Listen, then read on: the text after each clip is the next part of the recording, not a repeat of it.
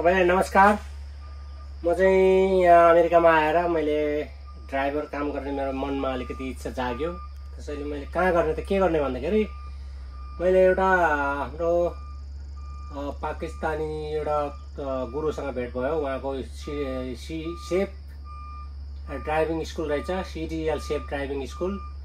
मैले उहाँसँग सम्पर्क गरेको थियो। उहाँले चाहिँ मलाई धेरै राम्रोसँग टिचिङ गर्नुभयो, धेरै राम्रोसँग सिकाउनु भयो। तर धेरै राम्रो खुसी लाग्यो। म 3 हप्ताको कोर्स हुँदो रहेछ। 3 हप्तामा त क्लियरै भयो।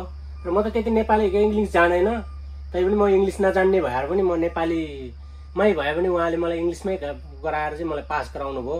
धेरै खुसी लाग्यो। तर यो सेफ ड्राइभिङ स्कुलले चाहिँ धेरै राम्रो र एकदमै भरपर्दो खालको ड्राइभिङहरूले चाहिँ एकदम गर्ने रहेछ। मलाई धेरै खुसी लाग्यो। मलाई धेरै खुसी लाग्यो। तर यहाँ त हजुरहरूले कसैले त्यस्तो चाहेको छ भने उहाँको लिङ्क छ, एउटा लिङ्कमा गएर एड गर्नु होला। त्यो अनलाइन क्लासको लागि पनि रहेछ, सुविधा रहेछ। अनि प्र्याक्टिसको लागि अब तपाईँ दिन सधैँ आउनु भए पनि अथवा के गर्नुहुन्छ उहाँले सबै कुरा व्यवस्था मिलाउनु रहेछ। अनि धन्यवाद। तपाईँहरूलाई कसैले त्यस्तो इच्छा छ भने यो के अरे CDL सेफ ड्राइभिङ स्कुललाई सम्पर्क गर्नु होला। उहाँको नाम चाहिँ मिस्टर साई हुनुहुन्छ। उहाँको नाम चाहिँ मलाई चाहिँ धेरै राम्रोसँग धेरै खुसी लाग्यो। मलाई उहाँलाई म धेरै धन्यवाद दिन चाहन्छु।